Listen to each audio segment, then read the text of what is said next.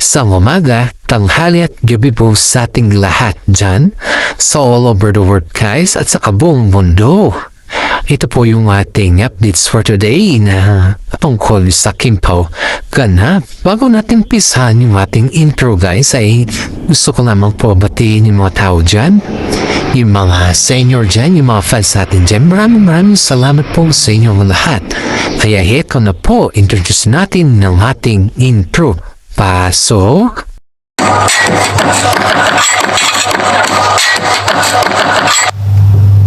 Ito na tayo guys na tama.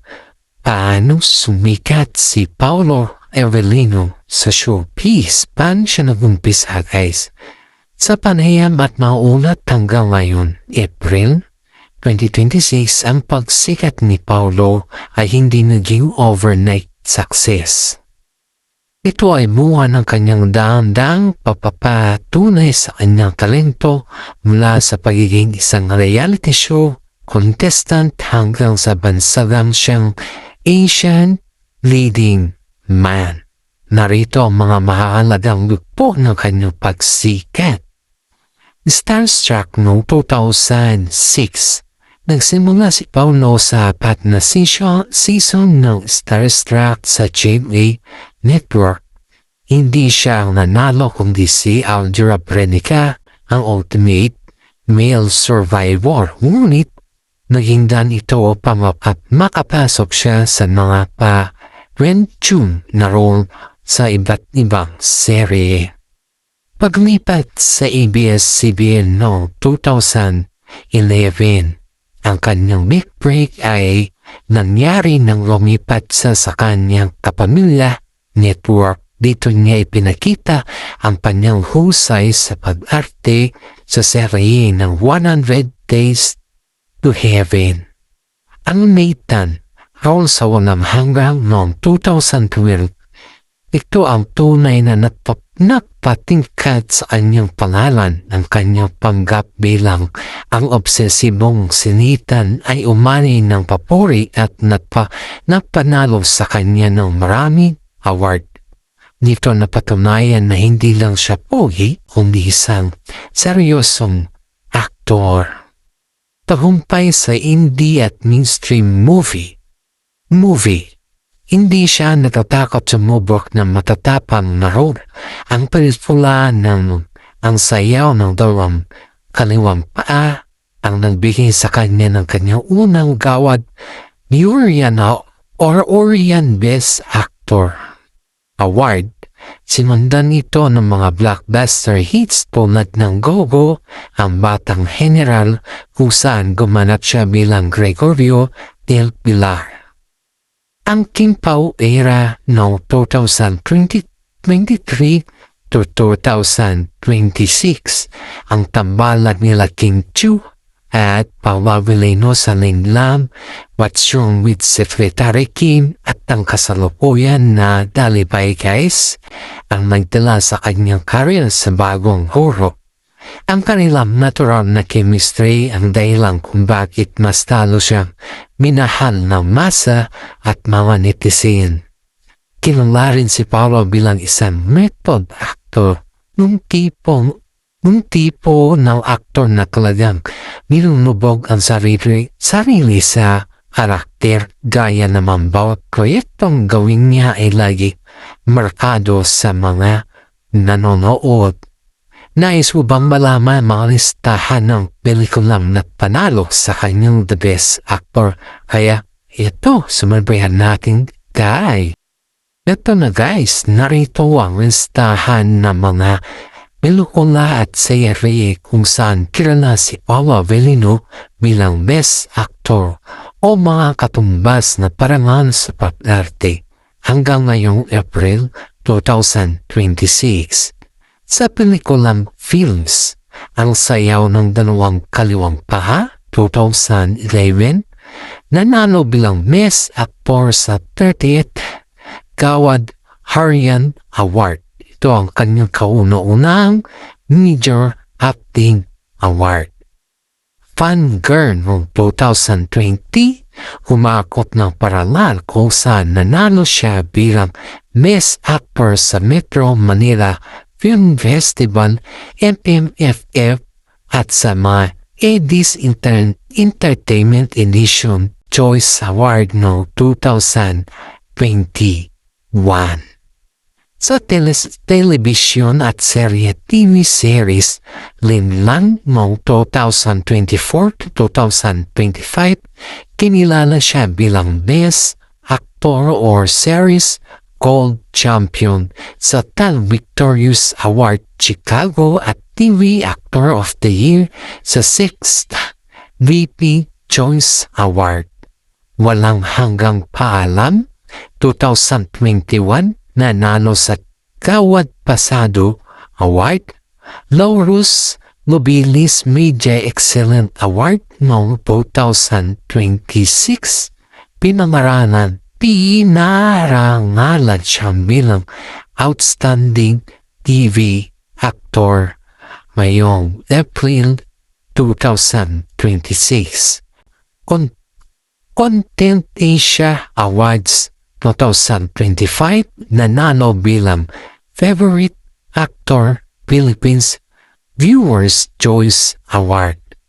Seoul International Drama Awards 2024, pinaralangan bilang Outstanding Asian Star dahil sa kanyang sunod-sunod na pagkapanalo. Lalo na sa mga proyektong kasama si Him Chu, siya ay tinuring na isang pinakamahusay na aktor sa kanyang henerasyon. Gusto mo rin bang malaman ang mga international nomination na nakuha niya para sa kanyang indie films? Ito na, sundan na natin, guys. Narito na ang mga mahalagang international nomination at pagkilala na nakuha ni Paolo Avellino para sa kanyang mga indie films at performances. Seoul International Drama Award 2024, nanalo siya bilang Outstanding Asian Star para sa kanyang pagpanggap sa Linlang. Ang parangal na ito ay isang prestigioso sa Asia na kinilala ang mga mahusay na aktor sa telebisyon. ASEAN Film Festival noong 2021, nakatanggap siya ng mga nominasyon at atensyon para sa pelikulang Fangirl, bagamat isang mainstream festival film sa MMFF, itinuring itong hindi style sa labas ng bansa dahil sa matapang nitong tema. New York Asian Film Festival 2018. Ang pelikulang Goyo, ang Batang General, kung saan siya ang lead actor, ay nagkakaroon ng international premiere at pumani ng papuri mula sa mga critics sa Amerika para sa kanyang matinding method acting. Vatican City's Mirabal Dictu International Film Festival 2015. Ang pelikulang Resurrection ay nakakaroon ng screening. Ito kung saan napansin ng kanyang pagganap sa genre na horror or suspense. Gawad Aryan or International Recognition TAT bilang isang Gawad Aryan Best Actor para sa mga sayaw ng dalawang kaliwang paa.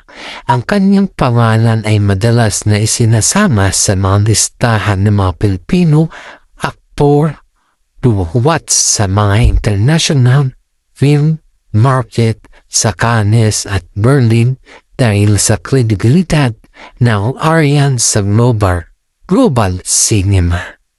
Dahil sa kanyang mga tagumpay na ito, hindi katakataka na marami na ring international collaborations ang inaanok sa kanya ngayon.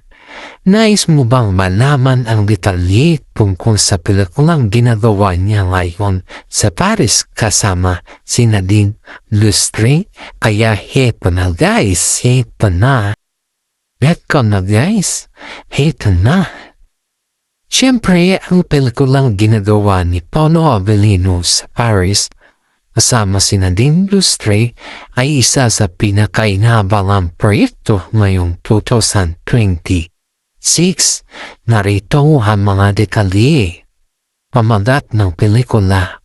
Ang proyekto ay may working title na Alchemist of Heart o sa ibang ulap ay tinatawag ding Unspoken Paris.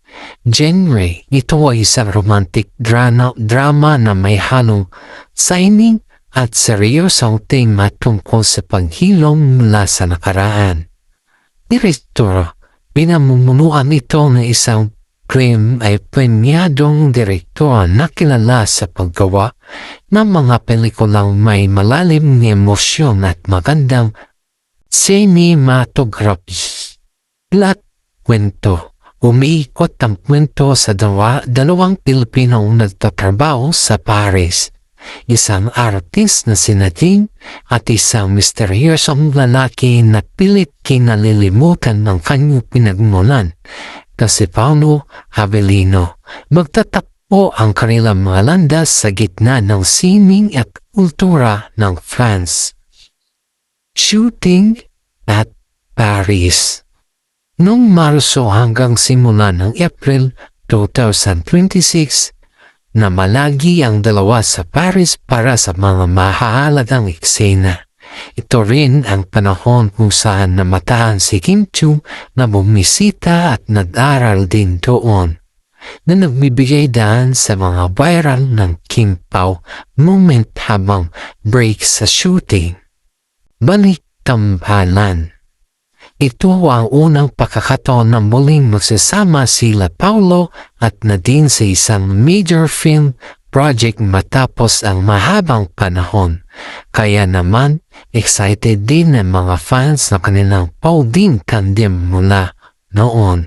Inaasahang ipalabas ang pelikulang ito sa huling bahagi ng 2026 o sa Metro Manila Film Festival MMFF. Dahil magkasama sina Paolo at Nadine sa proyektong ito, sa tingin mo ba ay makakaroon din ng bagong project si Kim Chiu kasama ang ibang leading man habang hinihintay ang pagpabalik ng Kim Pao sa cinema? Eto guys, abangan na naman natin ito. Oo guys! Malaki ang posibilidad na makaroon din si Kim Chiu ng proyekto kasama ang ibang leading man habang abala si Paolo sa kanyang pelikula. Sa katunayan, bahagi ng estratehiya ng mga network upang manatiling fresh ang mga artista. Narito ang mga senyales at kaganapan tungkol dito ngayong April 2026. Matunog na tambaran kay Paolo Pascual. May mga balibalita sa industriya na may nilulutong proyekto, posibleng isang miniseries o movie na muling magsasama kina Kim at Paolo Pascual. Matatandang naging epektibo ang kanilang chemistry noon at ang kanilang muling pagtatambal ay tinuring na isang powerhouse project. Focus sa hosting at solo project. Habang hinihintay ang susunod na big movie ng Kim Pao, abala si Kim sa It's Showtime at sa kanyang mga solo endorsement. Dahil katatapos lamang kanyang business course sa Paris, mas marami rin siyang solo content at vlog na pinaghahandaan. World tour muna ang prioridad. Bago bumagsak sa isang leading man, ang prioridad ni Kim ngayong buwan ay ang Love Kim Pao World Tour na magsisimula sa April 24, 2026. Ibig sabihin, kahit may ibang projects kina Paolo at Nadine, ang Kim Pao pa rin ang magsasama sa mga live shows sa Amerika at Canada. Versatility ni Kim. Kilala si Kim bilang isang versatile actress. Ayon sa mga interviews, mukha siya sa pakikipagtulungan sa kahit kanino dahil nakakatulong ito sa kanyang growth bilang actress. Lalo't galing siya sa isang matagumpay na serye tulad ng Dalipay. Sa madaling salita, habang abala si Paulo sa kanyang indie drama film sa Paris, aasahan na si Kim ay hindi mawawalan ng limelight at maaaring makita na rin siya sa ibang unexpected na tambal sa mga susunod na buwan. Kaya, eto guys, bago natin tapusin ng ating updates for today patungkol sa Kim Pao ay shoutout muna tayo sa mga senior citizen na palagi nanonood sa atin. Maraming salamat po dahil kayo po yung taga-musungit na aking mga viewers. Always think positive and pray to the God. Kasi ang pagiging positibo ay nakakalan po yan sa pang-araw-araw natin. Once again, maraming salamat at God bless po sa ating lahat.